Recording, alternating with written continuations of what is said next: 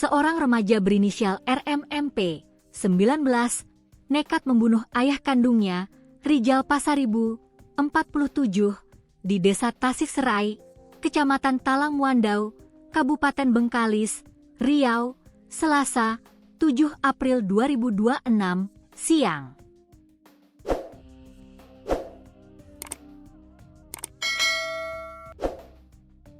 Kapolres Bengkalis AKBP Fahrian Saleh Siregar mengatakan, pihaknya menerima laporan dari masyarakat tentang kejadian pembunuhan tersebut. Setelah polisi mendatangi tempat kejadian perkara, TKP, korban ditemukan sudah tewas tergeletak di dalam kamar. Korban ditemukan dengan kondisi luka bacok yang menyebabkan kematian di tempat, kata Fahrian saat dikonfirmasi melalui pesan WhatsApp, Rabu, 8 April 2026.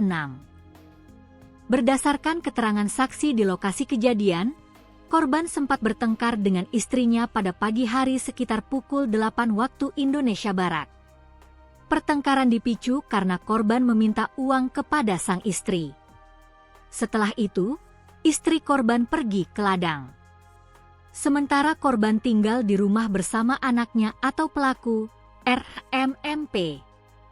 Sekitar pukul 13.00 WIB, pelaku mengambil sebilah parang di gudang dan masuk ke kamar ayahnya.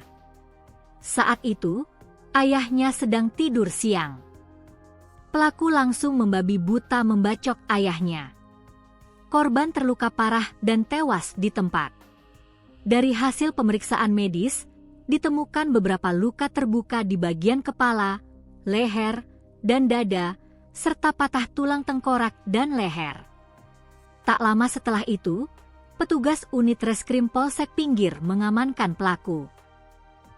Fahrian menyebut, motif pelaku tega membunuh ayah kandungnya diduga karena konflik yang terjadi dalam keluarganya.